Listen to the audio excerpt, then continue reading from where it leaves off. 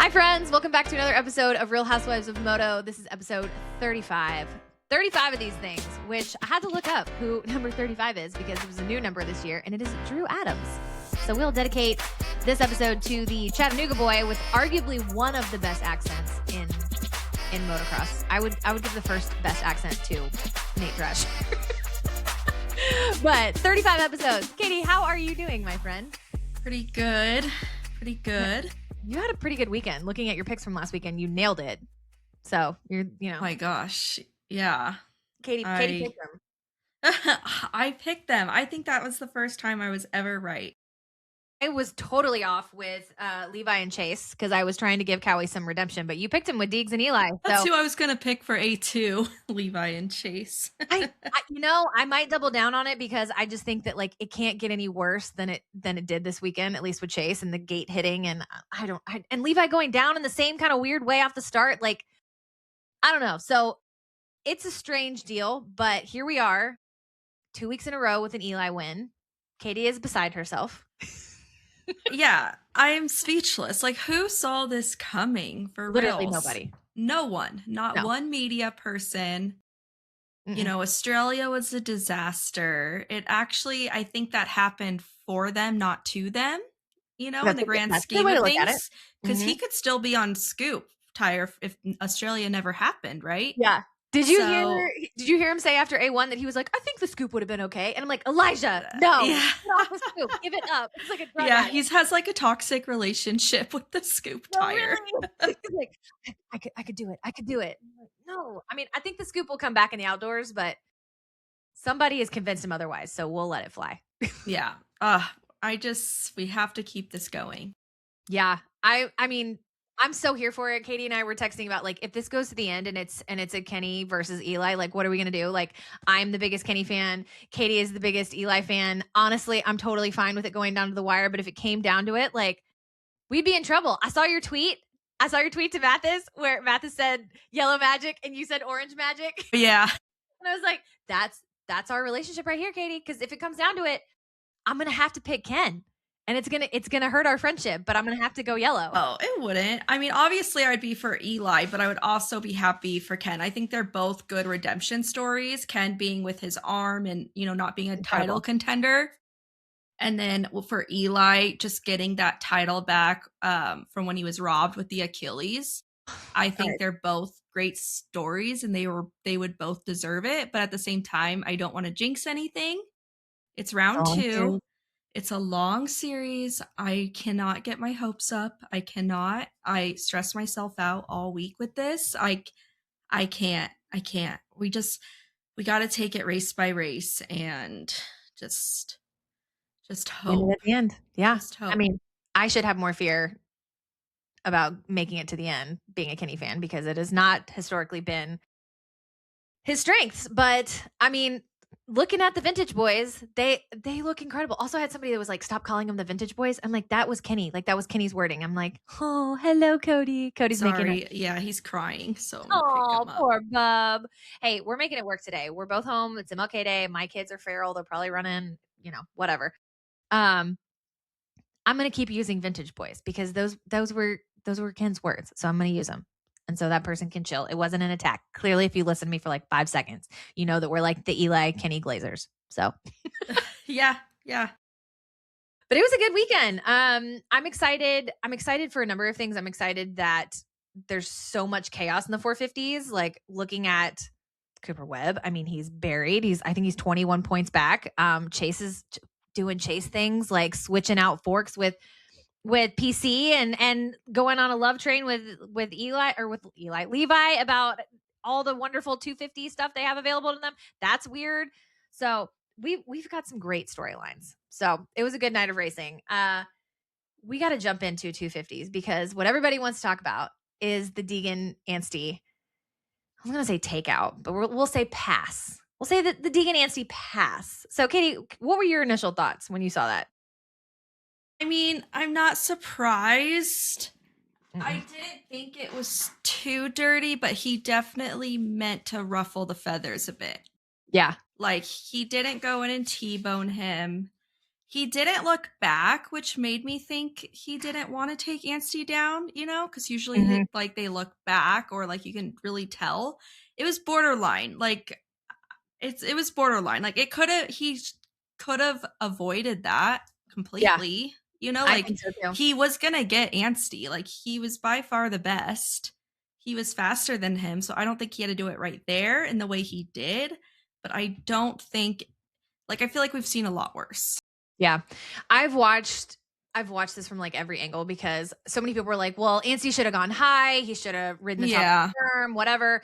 But Hayden does have this little, like, flip out at the end, like, whips the bike around just a little bit that just seems a little unnecessary. Yeah, You know? yeah. And so I'm like, was it dirty? No. Was he gonna make the pass on him? Probably. Did Max know he was coming? Yes. I mean, like, the kid's loud as shit. Like, he revs the bike like nobody else. So, like, he's there. Unlike Eli and Hunter. Who the heck is that? We'll get to that. That cracked me up. Eli in the press conference talking about, like, the red fender.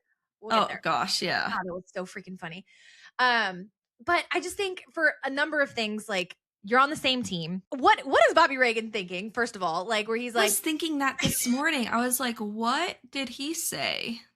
I don't know. I just would love to be in that rig when you come back after that, And Michael Mo's been doing well, so, like, he's got to be Yeah, happy. Mr. But Piano Man. I know also the timing of that though, like Oh, was terrible. we talk about the broadcast too. Sorry, we're all over the place.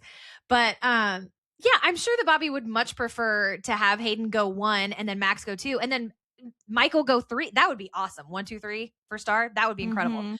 But no, because of the pass, not the takeout, Anstie gets a 5th. And I think it's unfortunate.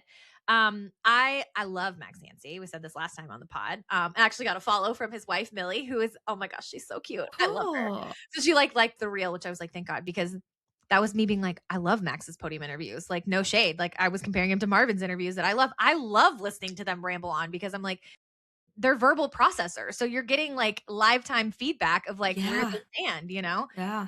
I do think that Max's podium interview was very telling because you could tell he was not happy. And what was did he keep interesting? Was that the word he kept saying? He kept saying something where he was like, it was interesting. It was Yeah.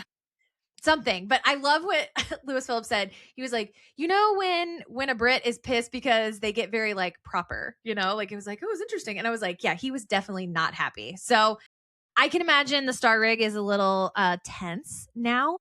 Heard that Hayden was letting Michael and Anstie ride his new compound that he's building. I don't know that continues anymore. So I feel like the one person you didn't have beef with on your team, you now have beef with. So we'll see. Like, does that continue? I don't know, but I would just assume maybe not. But just weird energy around the star rig. Yeah, yeah. You can't put toothpaste back in the tube. So No. what's done is done. No, and I think that Hayden just can't help himself. Like, it's weird. It's almost like he has like this chip on his shoulder, which is bizarre because I'm like, he's fast. He's incredible. So like, I just don't know what the hater energy. Last year when he was like, this is to the haters, and I'm like, I don't really feel like you have haters now, but I don't feel like when he said it, he did. Right. Yeah. The booze though, the booze on the podium interview was, to use Max's words, interesting. Yeah, they were loud and clear. Loud and Yeah. clear. And he's still in California, like he's in SoCal. Like, these should be his people. And It's his home race. I don't know what to say about that. All that I loved him. Like, the look on his face, like you could see it. Like, it shifted. Like, he was like, mouthing off, everybody's booing, and he's like, oh, hold on, I gotta get back. Like And then throws out the Jesus card. he was caught off guard. He was caught off guard for sure. Yeah. I don't think he knows what to do in those moments, but Yeah, okay. I think like the fan base is still recovering from what happened in Vegas with Joe. Mm-hmm. And Yeah. that seems so long ago, but it really wasn't. So Yeah. I feel like there was a huge decline and he just hasn't won them back yet. And then this didn't help the situation. No, not at all. Also the finger guns back at Ryder D, and then saying, yeah, it was that boy on Husky. He said that, and he said I was giving the finger guns to that boy on Husky because I've never laughed so hard in my life. Like when Ryder did it, which, like, honestly, like, can you just part of me is like, can you just chill? And the other part of me is like, double down on it. Like, I want the drama, but at the same time, Right. where's the line? Where's the line? So I don't know. I'm torn. I'm glad we have these Gosh. rivalries. I did not think we were gonna have a Max Deegan rivalry right now, but here we are. They're like 12-year age difference, but yeah, I thought it was interesting. Definitely. Yeah. To use Yeah. Max's word, interesting. Other things to note in the 250 class during the heat races, the club boys, I love this. Club MX had Yoder and Volan go 1-2 in their heat. I thought that was incredible. Club dropped they're calling it a reality show, but it's a YouTube show. Showing Yoder getting like fluid like taken out of his knee and then some other stuff put in it at the McGinley clinic. It was so gross. Like DB warned us on one of his shows and I was just like, oh, this is so nasty. But what I love about it is that Club is changing the game. Like they are telling us which coast they're going to have riders on.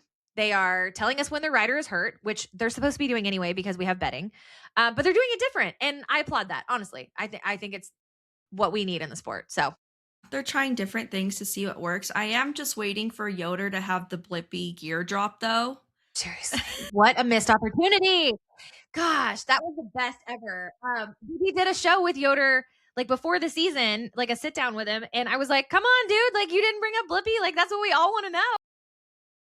Yeah, and he didn't even realize it until around October, I think, that, Mhm. he was on Blippi Oh my gosh, and it's the he was best. mind blown. And I'm like, Yep. where have you been?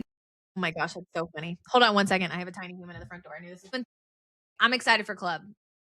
I think it's good what they're doing. I think it's changing just kind of the secrecy behind injuries and just and picking coasts and things like that. Like why not? You're not a factory team. You need all the support you can get because you lost your title sponsors. Like, why not do something differently? So I thought that was cool. For sure. Let's see. Other things in 250s. Cameron McAdoo getting on the podium, giving like the world's most emotional podium interview, but that's just kind of Cam. Like he's very very emotional. I told Derek this after his podium speech. I said he acts like he's running for like ASB president at school, like the leadership thing. Yeah. Like it just gives like persuasion. I like them. Like I get that, he's showing how he's grateful, but it just sounds like he's running for president every time. You're not supposed to be in here. Do you know how much editing work you're making me do right now? Hey, what do you need? And like the world's smallest boo-boo. Oh, I know. Go get under the covers. Okay, we're A gonna start. Band-Aids for everything. Seriously. No, we're like out of Band-Aids because she always gets them. Cam. We're gonna be on Cam for 20 minutes at this point. I heard Cam say in one of the post-race interviews that he thinks that people think that he's like surprised because by his emotions, like he's surprised he's supposed to be there. So I'm like, just own it, Like I think that's just him. He's just an emotional dude, But I do think when baby girl McAdoo arrives, like the emotions are gonna be like tenfold. Like he's gonna be like, I'm doing this for my baby girl, and by then we'll have a name, obviously, but we're gonna get it For even. sure. Yeah, I feel like if like AC and Justin Brayton had a baby, it would be McAdoo. Okay, explain this theory because I can get on board with it, but explain it. Well, because he kind of has that AC vibe to him, like good guys rule. I'm such a good person. Everyone likes me. Everyone respects me. And then him and Justin Brayton are from the same state. Oh yeah, Iowa. So Iowa they have boys. that in common. So he's kind of like Justin Brayton has helped him. And Justin Brayton is also that good guy. I can see it. Yeah, it's just he's like the third brother or something, maybe. Oh, I love that. Well, I mean, I hope Cameron does well. Like he's had a couple rough years. That triple digit number, woof, the instance with the gear ripping. Everybody saw that. So rough go for him. I'm glad Cam's up on the box. It was great. Michael Mosman rounding out things for third position. I saw a video. I think someone from Star shared it, and it was like the warm-ups of Deegan, Mosman, and Anstie. And I was like, it could not be more different. Like Michael was like super like in his head, looks like he was probably praying. Deegan's doing his hype up stuff. And then Max was like playing around with his kid. And I was like, this is so like you could not be more different. So I love that. Just the energy between those three could not be more different. That's hilarious. I just don't even know how you manage that many personalities. And then to have like a whole nother crop of them on the East Coast and to have Cooper Webb and to have Justin Cooper, like that's a lot of different male energy. That's the team that needs a reality show. No, really. I love their videos. Like I watch all of them. I mean, I don't watch I don't watch a ton of Deegan content, like unless like I watched after A1. I was like, I want to know what he has to say. And I watched Cooper's vlog. I know Webb is getting shade for his vlog. I think they're great. It's how we found out he bought a $3.5 million plane. So that's so crazy to me. Let's see. Fourth and fifth, we had Levi Kitchen in fourth, Max Anstie in fifth. We know Max went down. Kitchen, I don't understand what's going on. He's got the speed. He looked great in qualifying. Goes down exactly the same way he did on the start. I'm just like, what is happening? So just weird. Just a weird one. It doesn't make sense to me. Yeah. Yeah, but and his comebacks have been great though, so it's like, dang, if he would have got the start, what could have been? Mhm. Yeah, like how much energy are you expending on coming through the pack when you could just get it off the start? But Yeah. Yeah. that's it. We people to note that we're 6th through 10th. Chance Hymas, when he brought back that bobble, I commented somewhere, my soul left my body and then came back in. Like I was like, what? Like, oh my gosh. I thought he was about to go to another country. Like That could that was have been terrifying. so much worse. Yeah, my heart Yeah. stopped. I know. That was really scary. So I know it's not where Chance wants to be. He was on the box last week. Same with Ryder D. I thought Ryder D looked good. He was in 7th this week. Bummer for him. I think he looks really great. I think that boy on Husky, obviously he's ruffled some feathers with Deegan. I'm a Ryder D fan. His mom shared a video of him from Loretta's when he was on 50s. Did you see this? No. Oh my gosh, it's so cute. I think maybe I need to share it, but like he's got to be on 50s because he looks like he's like 4 years old and he has the biggest cheeks. Like it's How like cute. just puffy little 5-year-old, I assume, rider. Oh my gosh, it's so freaking cute. I was like that. Sometimes that's the version we need to think of when these guys are riding. Like they're Yeah. just little boys out there, putzing around on dirt bikes. Unless you're Max Anstie, and then you're a man with a son. So. Let's see. Other things in the 250 class to note. Fox gear. You were a fan of the Fox PC Oh yeah, boys? I didn't see the gray pants. I just saw the purple and black. I like those colors. I like the purple and black until they stood up and I saw the gray, which I was like, there could have been some more coordination. But interesting that you brought this up because I had somebody DM me. I've had a number of girls who have messaged me who are like, hey, I've just gotten into it, or like my boyfriend's really into it. And he shared, most of them have found me through the Benny Bloss period reel because for some reason that one's just like popping off with the girlies. Sorry, Benny. And she's like, I don't understand why all of the riders, I think she was actually talking about Star, but this applies for PC too. She's like, I don't understand why all the riders have the same gear and they're on the same color bike. Like it's impossible to tell who is who, especially if you don't know their numbers. Also, and the numbers change every year pretty much for the 250 guys. And I was like, that's a great point. Like if you're really trying to like build individual rider equity, like Deegan's got it made because he's got the Fox deal. Like other than having the red plate, if you're Star, how do you tell Deegan from Max from Mosman if Deegan's not in Fox and Rails and Thor? I was like, that's a really good point because the PC guys all look exactly alike, except for Levi, who's like 8 feet tall. Like this. Yeah, no, that's dumb. That's a really good point. I never even thought of that.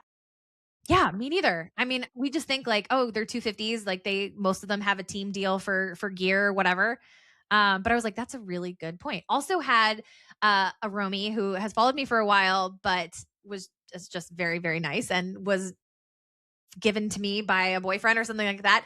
And she was like, hey, respectfully, will you mansplain like what's going on in moto for me? This was like after A1 last weekend. She's like, why is it such a big deal that Eli switched from Yamaha to KTM? And I was like, oh my gosh, first of all, mansplaining is like my least favorite thing in the entire world. So for her to use that word, I was like, I would love to mansplain moto for you. So that needs to come. That needs to happen. I'm going to do it. But yeah, I think like one of the things that we have going for us in moto, I've talked about this over F1, is that you can still see the body of the rider. Once an F1 driver gets in the car, they disappear. And then the cars are changing so much, like you could tell, if you're really into it. But if you have 3 riders on the track from PC and you have 3 riders on the track from Star and you have 2 from Club, and they all look exactly alike except for like height differences. Like, how do you tell them apart? So anyhow, I just got really stuck on that this weekend, and I was like, we gotta figure out a way to differentiate riders when they all look identical because they have a team deal for gear. So that's my I agree. random thought. I agree. I never even thought of that, but it was like the outside looking in pointed out like the most obvious thing, but we just don't think about it because we know the writer's style. So like that's kind of why I can tell. Yeah. Yeah. So I know. There's got to be a number of things that like don't make sense. So if you are a roamie or you're a listener, and there are other things that like just don't make sense that we kind of just gloss over because we've, been in it for a while, like please let me know. I would love to include this in my like mansplaining episode. That would be really fun because there's a number of things like again with F1, I've been watching F1 for a number of years, and there's still things that like don't make sense to me. Also, F1 changes the rules more than than super motocross or whatever we're calling ourselves, more than we do. We'll say that. And that's one of the things where I'm just like, I feel so out of my league every year because I'm like, there's too many rule changes, but we don't ever change. So that's good. Except for points on the license. Like Deegan got one last week. Yeah. And this week, Vince Friese got 2. Did you hear about He that? got 2. Yeah, for the blue flag. Uh-huh. Which honestly, like, if anybody's gonna get that for a blue flag, it would be him. He is a menace. Like I said something when I was posting when we were during the race that he got caught up with Cooper Webb, and I was like, did not have Cooper battling with Vince Friese, the widest bike rider ever, but here we are. And so yeah, he's gonna be in trouble because those are gonna rack up quick. Yeah. And I'm okay with it. I'm okay with us evolving the sport in a way that makes things safer. I know people were complaining about the Deegan thing because he got a point because he didn't go to the podium interview, but also like that's how you teach someone that they have to play by the rules. I'm not saying that like it's not annoying that he got 5th and he wasn't interviewed, but if you set precedent that you don't have to do podium interviews, then nobody's going to do them. So there you go. Right. Anywho. Let's talk 450s. This was a fun one because, like we said at the top of the hour, Katie and I are the biggest Kenny and Eli fans ever. So I was like hyperventilating. At that point, we were watching upstairs in the dark because we were trying to get the kids to like wind down for bedtime. And I'm like in a blanket, hyperventilating, like breathing into the blanket because I'm like, I cannot handle this. This is too much. Like, oh, so what were you thinking when you saw those boys going at it? Oh my gosh. Well, I didn't watch the start, so I went to go take out the trash again. Yeah, and then I opened my front door and I yell at Derek, "Is Eli okay?" And then he goes, "He's fine. You better get in here." So then I watched for a little bit, and then when Kenny passed Eli back, that's when I ran out in my backyard. I was like, I can't. I was like, I can't watch it. So I went and I like walked around my pool, just like hoping the time for a main event just seems like a lifetime. So then long. I kept poking my head in like, is Eli okay? And then my Nana went out to smoke, So when you're probably like, give me one of those. She got I know, more than ever. And then she goes, and Eli crashed. What? And I'm like, no, he didn't crash. Like, I just want to know, like, he didn't crash. And so, oh my gosh. I mean, my Nana, she's 85, so you have to explain things to her super slow. So I was like, I couldn't. There was too much going on. And then when I was like, okay, Derek, just let me know when there's like 2 minutes left. And then the Hunter thing happened. And I said, oh my gosh. I said, this is why I watch outside. Like, I feel like I would handle it better if someone told me what happened than watching what happened. Yeah. It's like it's just too scary. It's just I've been burned too many times in this sport. So it's true. It's true. We've been through some stuff. Hunter could have cleaned him out. Dude, I mean, Eli says it best. Like, where did he come from? I mean, we knew he was coming, but at the same time, I was just like, what is that? It just happened so fast. And I mean, Lars said in his post-race interview that like Hunter knew once he came around that corner, like he set him up and he was like, I don't have it. But I was like, where did you come from? And I love Eli's reaction where Eli was like, that red fender came around. I was like, what the heck? Like, that was the best because he wasn't there and then he suddenly was. So kudos to Hunter. I mean, we have to give props where props are due. I feel Yeah. like everybody was counting Hunter out because he doesn't have Jet, but here we are. Here we are. Mm-hmm. Got on the Yeah, podium no, that without was his little brother. that was very close. That was very Yeah, close. Too close, that made but me that made me a little nervous. Eli like went on cruise control, like he went on early vacation or something because he slowed way down. Yeah. And Well, everybody did. I was looking at lap times, like, everybody kinda, like I mean, other than Hunter, everybody slowed down. And Chase actually admitted, like, in his post race, because Chase was coming back from dead last, jumping the gate, we'll get there, um, that he got tired. Like, we never hear that from riders that, like, straight up no, he got tired. He did immediately, like, bounce back and be like, "Oh, it's, I'm not up to speed on, like, doing full motos or whatever," which also tells you that he's still testing. He's still tinkering if he's not, like, motoing down on a setting. yeah, Um, he said he was like rusty too from like race mode. yeah, probably because he's just tinkering on the bike. I mean, he didn't race in the off season and he hasn't found a setting that he likes. He's switching things with Levi Kitchen. Getting a little nervous. Getting a little nervous if you're a Chase Sexton fan. Like, what's going on, homie? That was So, just yeah. And then it I was was watching the DB like live stream too after the yeah. race. I watched it back and he was like, "Oh, Eli must have got tired." And I was like, "DB, Eli trains at altitude. Like he is the one person that will not get tired. He can probably go do another 20-minute race." But yeah, he's a machine. So I'm like, DB, like for how smart you are, like he is not tired. He did not know Hunter was coming. He was on cruise control. He got Yeah. lazy. He even said that. Yeah. He was in management mode at that point. I mean, it was a great race, honestly. Like, if it's so funny because I told Tim, like, while we were watching it, I was like, I'm really sad, like, watching this because I know we're not going to get this level of racing the whole year. Like, it's week 2. Somebody's going to get injured. Somebody's going to give up, which honestly, I kind of feel like we have with Cooper Webb. Like, I feel like Webb, like, maybe not intentionally, but like last weekend, not great. This weekend, arguably worse. I feel like Cooper's just like, whatever. If there's one guy that can bring it together at the end of the season, it'll be that. But anyway, I told Tim, I was Yeah. like, I'm sad in the moment because I feel like I have like FOMO of the rest of the season not being this great. And Tim was like, what are you even talking about? And then Lewis said the same thing. He was like, in the moment, I was sad because I knew that this was like probably the best racing we're going to get. We're not going to get, however many more rounds of 15 more rounds of this.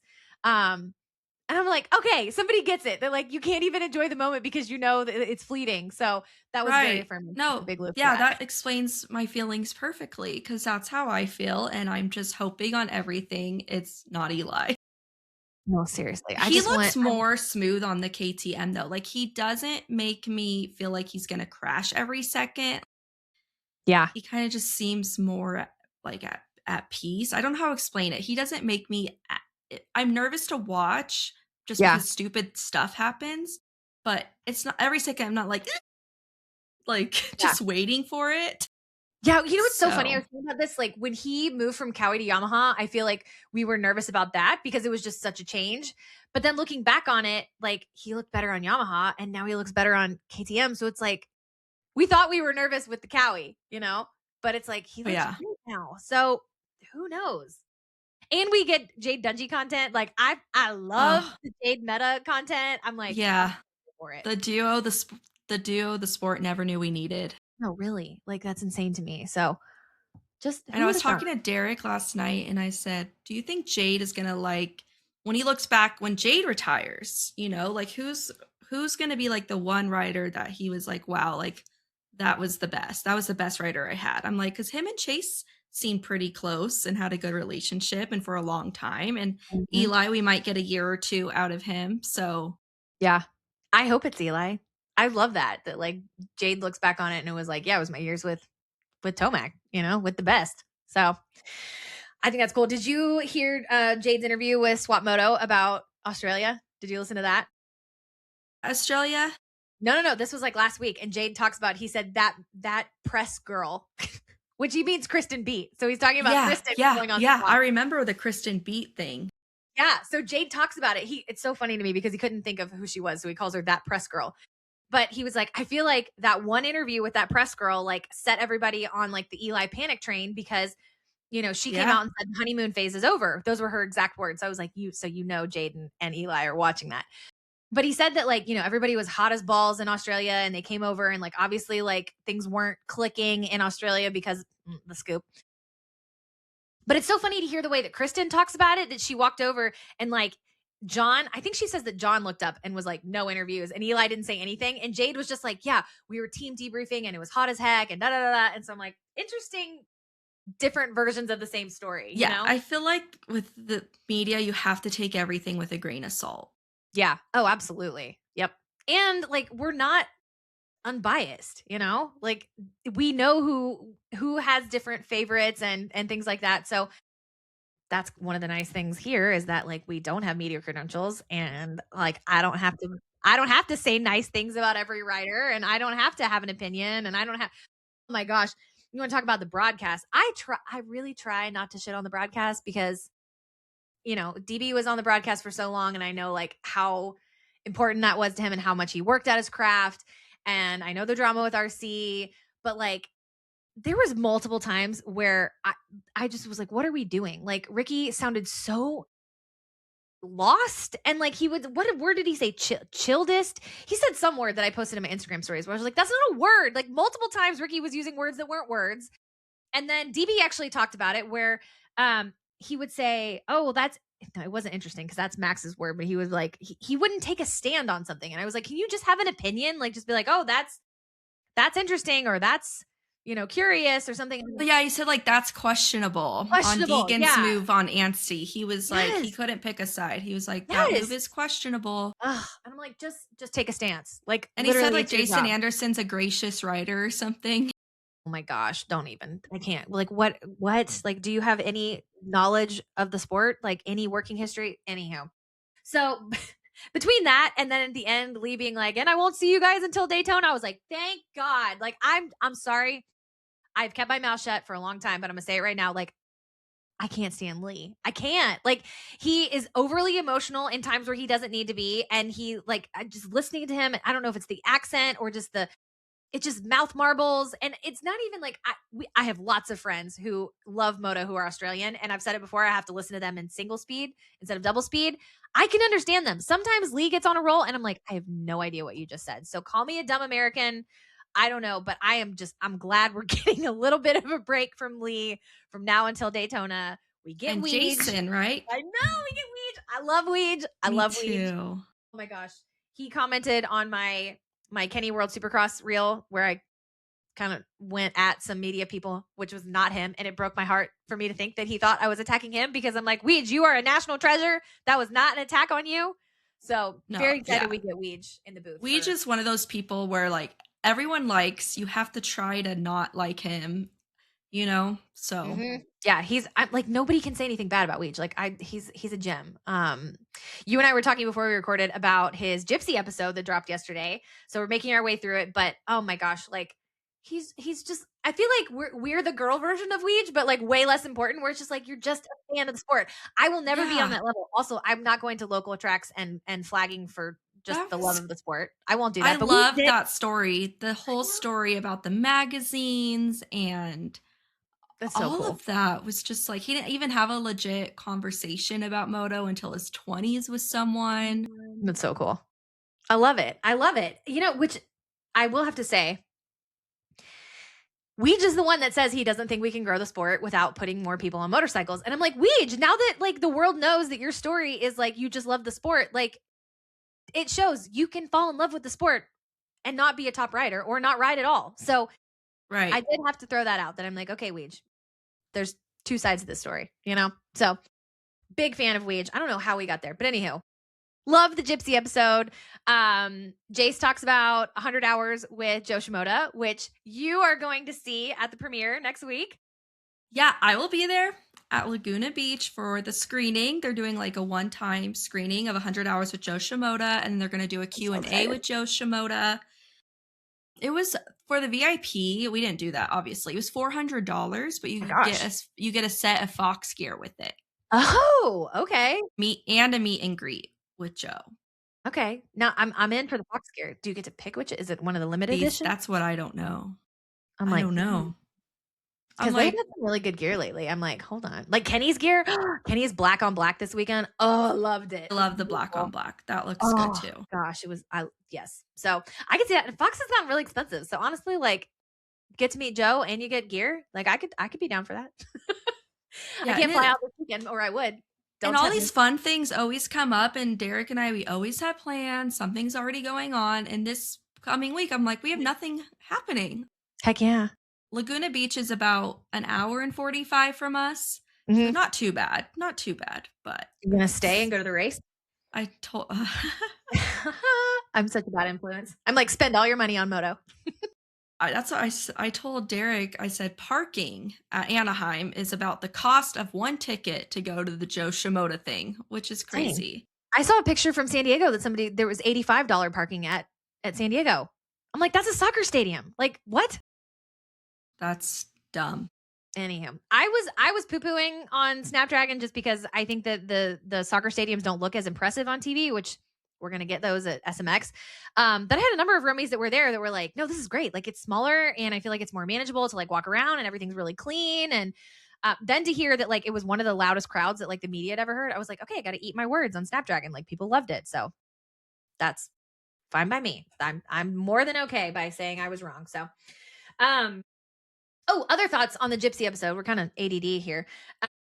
Ace talks about him and Anna going through IVF, which I want to make sure you guys know, I know her name, not Hannah, and Anna are going through IVF, which I love when the sport talks about things that are like deeply, deeply personal. I think like when we're talking about mental health, I think when we're talking about infertility, Joy and Shane McElrath have talked about this, their struggles to conceive.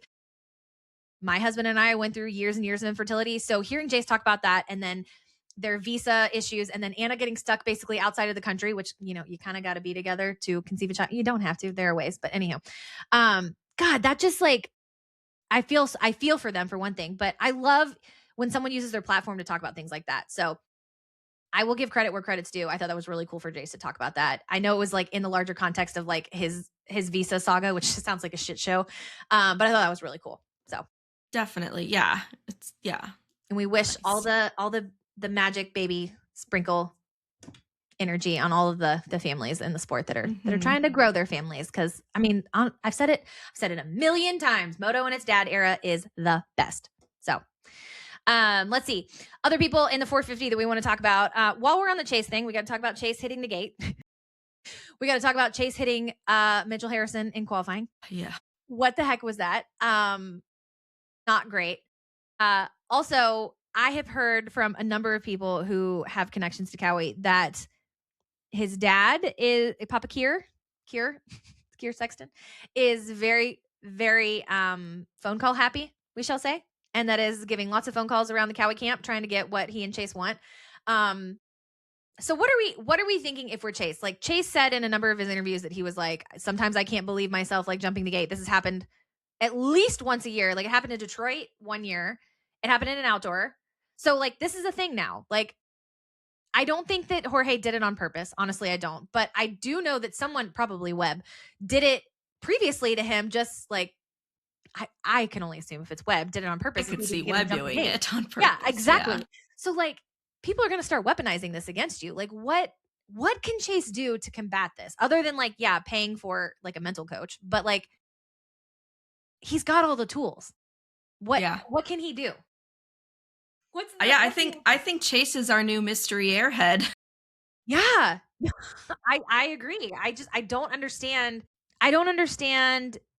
not being able to get out of your head, which is hilarious because I personally do. But when you have all the tools and you have that much speed and then you jump the gate, like it's just like, ugh. And I want to see him do well. I do. Maybe not this year. Maybe I want it to come down to Kenny and Eli or Hunter. Hunter would be my third just for storylines. For sure. But it doesn't make sense. It doesn't make sense. Although he is taking a little bit more credit in his podium interviews. I think he's gotten a lot of shit about, oh yeah, the bike. So he is taking some accountability there. I loved what he said when he was talking to Lewis about like the Instagram keyboard warriors, because I was like, yeah, I bet if you're in those comments, it doesn't feel good. But him and Lewis talking about switching jobs. So like he would do all the all the media stuff, and then Lewis would train and ride like he does. I'm like, I would love for this to happen. That's Like, so funny. I think we'll get that before we get live Swap swap. lives. Yeah. So I'm here for that. I can't figure him out.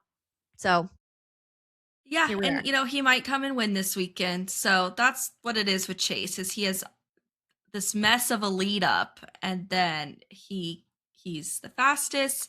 He can go win. So it's Chase. It is Chase. It is, and it just blows my mind. So sneaking into the top 5, Joey Savacci. Like, That's here for that. cool. Yeah. I'm Definitely.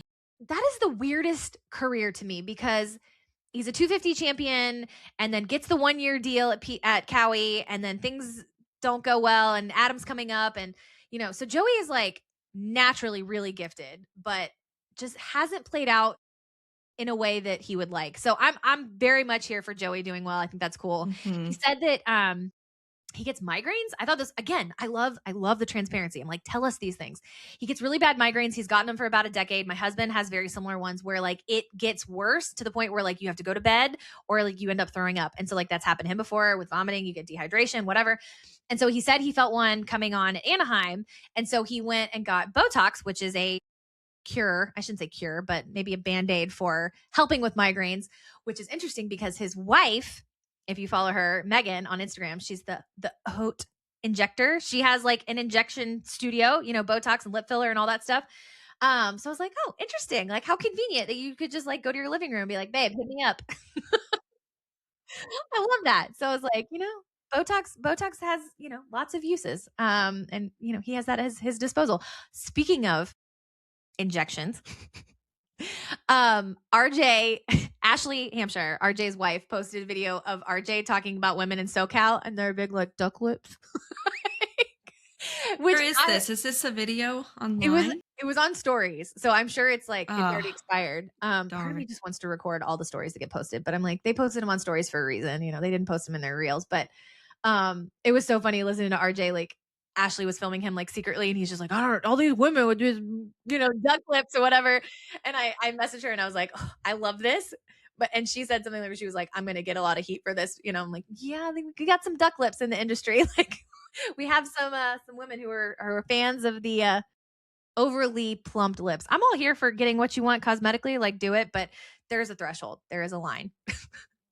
Yeah. We'll Some leave it go there. way too far with it. Yeah. Like they're gonna start quacking.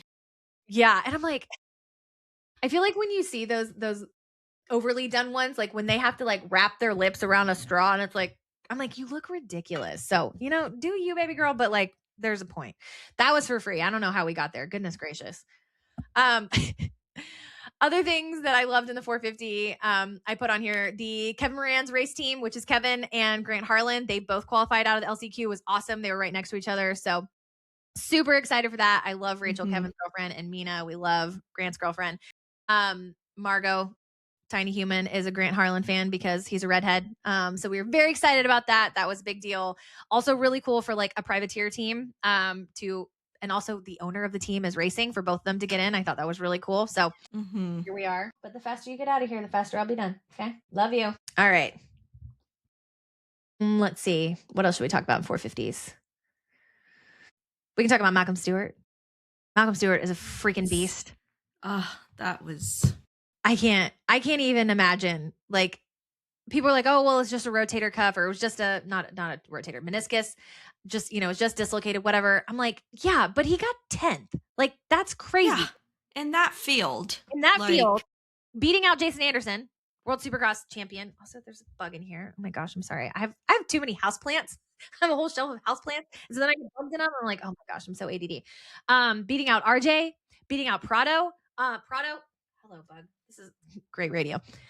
What is happening with Prado? Like, we go from podium to 13th. Like, I thought the podium was a fluke. I think a lot of things had to line up last week for him to get that podium. But 13th was like lower than I thought we were going to be. I thought we were going to be like 6 to 9. So 13th, I was like, Yeah, I mean, I think this showed that he struggles with coming through the pack then, because everything else he has done well has based on his starts. Yeah. And this time he didn't get the best start, and he was still fast in qualifying, so he did have the speed. Mm-hmm. I just think it comes down to maybe he struggles going through the pack because he probably hasn't done that much, seeing as how, according to Eli, he is the best starter in the sport. Yeah. So maybe that's it. That's my guess. Yeah. And somebody said in a post-race interview that like Jorge races differently than like anybody else. And I was like, well, yeah, like he didn't grow up doing Supercross, you know, like he's a GP guy. So I think it's interesting because you are going to race guys differently based on how they race. I mean, I think that's what's so cool about Kenny and Eli is that they have like the most respect for each other. Like they're not, you're not going to, Katie, you wrote this. You're not going to see Eli pull a Deegan on Anstie. Like Eli is not going to like take out Kenny and, you know, blow a berm out. Like it's just not going to happen. So yeah, you do have to kind of take those things into consideration. You know, like if you have someone sneaking up on you like Hunter, you're going to ride him differently than someone sneaking up on you like Jason Anderson. 100%. Yeah. Yeah. So I think it'll be interesting to watch what's going on with Jorge. I'm not scared yet. 13th was concerning. But I think he'll get better. And I think he'll be better outdoors. Like I remember last year saying I was so excited for outdoors. I'm like, this year, like we've got Deegan going up. Yeah. That will be healthy. Prado. Oh my gosh, the outdoors are gonna be so good. I wish we had one near us. Like we have nothing in Texas. We don't have Freestone anymore. So I'm gonna have to work on that one. We are this close to going to Nashville. Like I think it's gonna happen, which will be 3 races in 1 year. Three Supercross races in 1 year. But now I'm like, well, I kind of want to go to the SMX finale. And so it's getting expensive, and now I need to look at the calendar and look at an outdoor race. I want to go so bad. I've always said I want to go to Washougal. That's like my bucket list because I just think it's iconic. Yeah, with the I've never been to trees. Oregon. Yeah, you're a big Oregon fan. Oregon's stunning. It's stunning. How far away is your alpaca llama farm from Washougal? I think it's about an hour and a half. That's so close. Oh, it's not because the riders, they fly into Portland and Washougal is literally across the bridge. Okay. Into Washington. It's right there. I have no concept of anything outside of. Yeah. Like you'd think they'd fly into Seattle, but Seattle's 4 hours away. Yeah. So they fly into Portland and then drive across the bridge that leads them into Washington. Gotcha.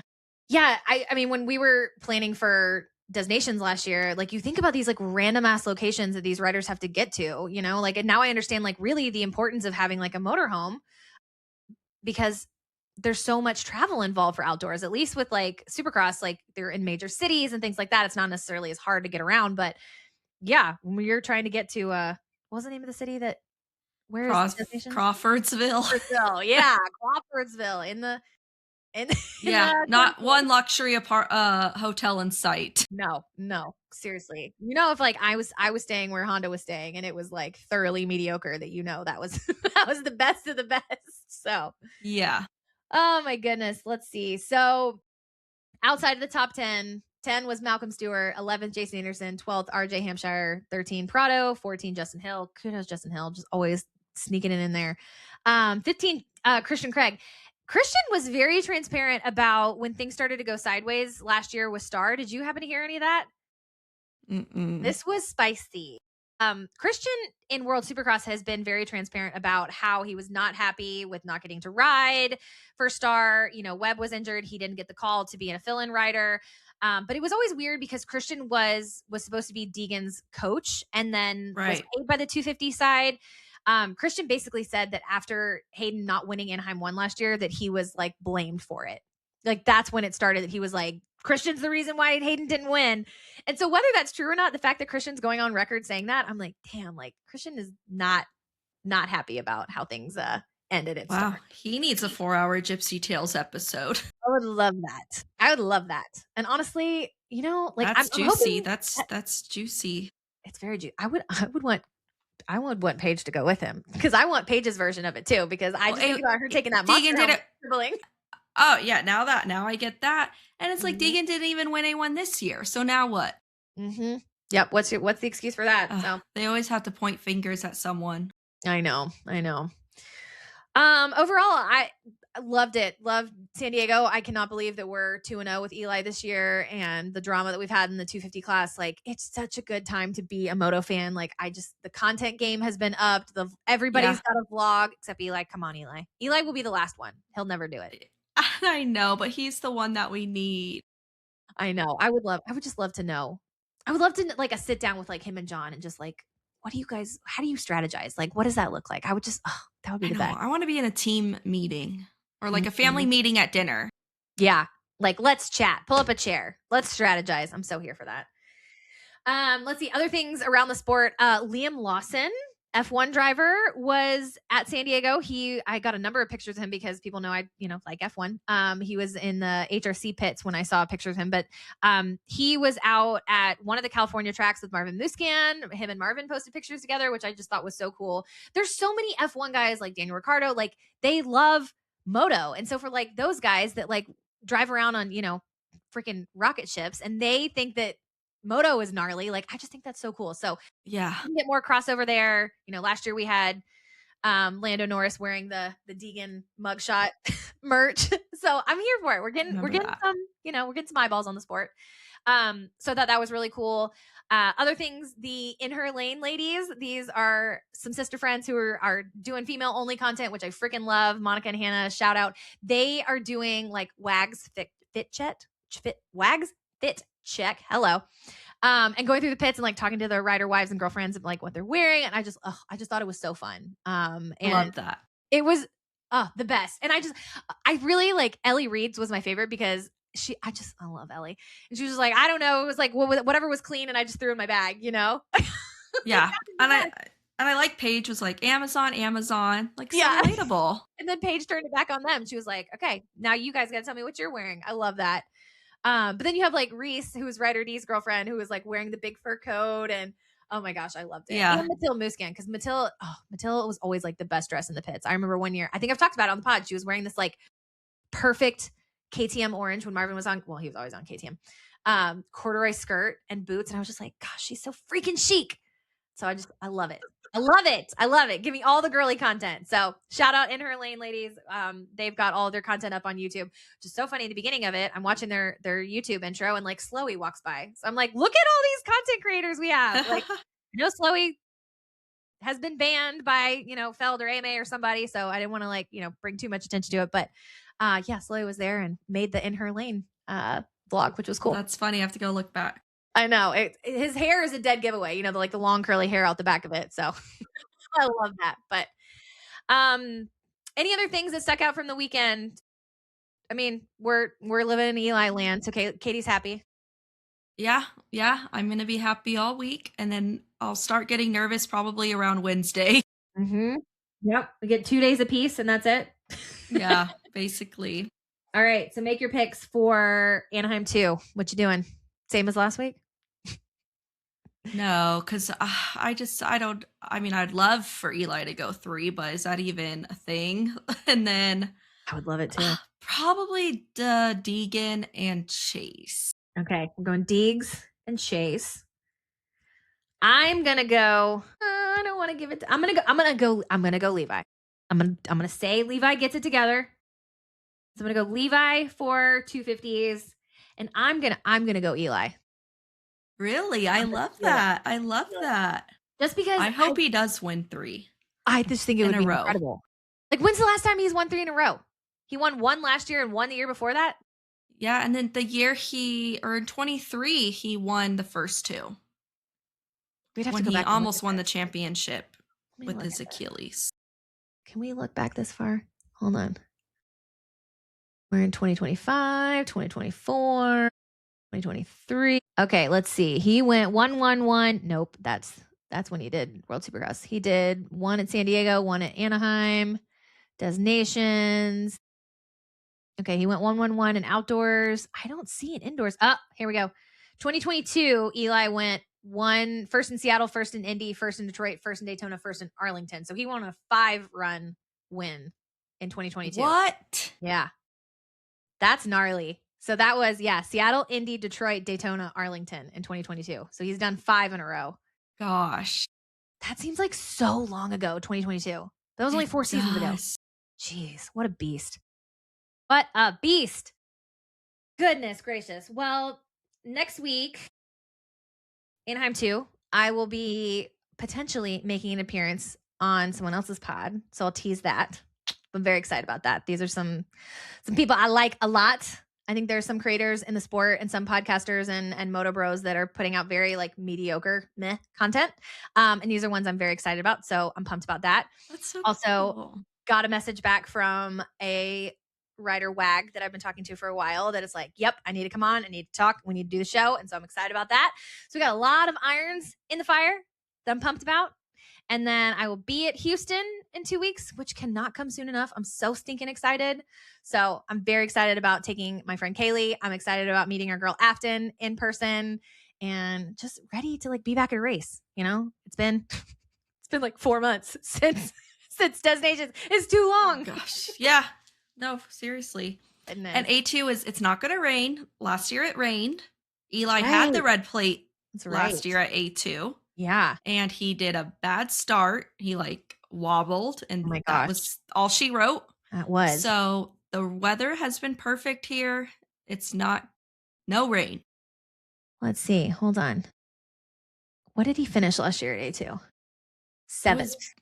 Yeah, it wasn't good. But he got that weird start. He like, because it was so slippery. Mm-hmm.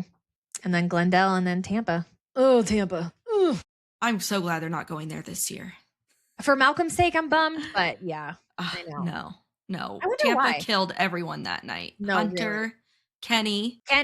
Kenny. Ugh, Eli rode with a broken leg. That was so gnarly. And got 17th. I think we talked about it, but like, maybe we'll talk about it this year. Like maybe the broadcast. Yeah, right. The broadcast won't talk about it. But did we ever come to the conclusion on like what happened? Like he got an X-ray and they said it wasn't broken, and then he rode, and then afterwards he got an X-ray and they were like, yeah, it is broken. Like, are we going to talk about that? Yeah, it was confusing. Yeah, for sure. I would have liked to have gone to Tampa. We drove by that stadium when we were going to Disney World. So that was fun. But now we have, just Daytona. What are the other ones? Oh, we have Birmingham. That's kind of the East Coast one. Not going to Atlanta kind of sucks. I miss Atlanta. I think Atlanta was always like iconic, but that stadium got really, really expensive. So I understand. But really, Ohio? Oh yeah, we're going to Ohio. That's the SMX round, right? Because that's the soccer stadium, right? Yes. I think we're going there twice. We're going there for Supercross and for SMX. That's right. Cleveland. Okay. Yeah, Cleveland. I don't think I've ever been in the state of Ohio that wasn't an airport. So sorry. Yeah, no. Goodness gracious. Well, I'm just looking forward to another week of racing. It's supposed to be snowing here on Saturday. Like 3 to 5 inches of snow. Oh. I'm so stoked that it's not on a school day, that like I don't have to take more PTO. So I'm just looking forward to like sending my kids out in the snow and watching dirt bikes all day. Like that sounds lovely. Oh, yeah, that's perfect. Yeah. And then the weekend after that, I'll be in Houston for dirt bikes, and I'm so excited. So, is that Triple Crown? It is a Triple Crown, which at first I was like, oh, I'm bummed that Kaylee won't get to see like a normal race. But I actually think Triple Crown is a good one to go to as a first timer because you get to see the riders more. So true. We'll see. Yeah, because I thought Dallas was usually a Triple Crown. Yeah, it has been very like a lot of years. It's been a Triple Crown. Like I'm kind of like, okay, I'm over it. So I'll have a Triple Crown. I'll have West Coast 250, and then go to Arlington, and that'll be East Coast 250. So that's exciting. That is perfect. Mm-hmm. And I think one of them is a KTM Junior. Shout out. We had a Romy whose son was in KTM Juniors, which was really cool. Also, I have a Romy whose son is Preston Masciangelo. I'm probably butchering their last name, but he made it into the main out of the LCQ last night, which was Saturday night. So cool. So I love having like connections to riders that like I like actually am like really invested in them and not just like some creepy fan. Right. Yeah. So that was really cool. But shaping up to be a good year. That's for sure. So we will be here after A2, after I'm potentially making an appearance on another pod, and we'll see how our picks stack up. Katie's winning this race tenfold, not me. Talk to you soon.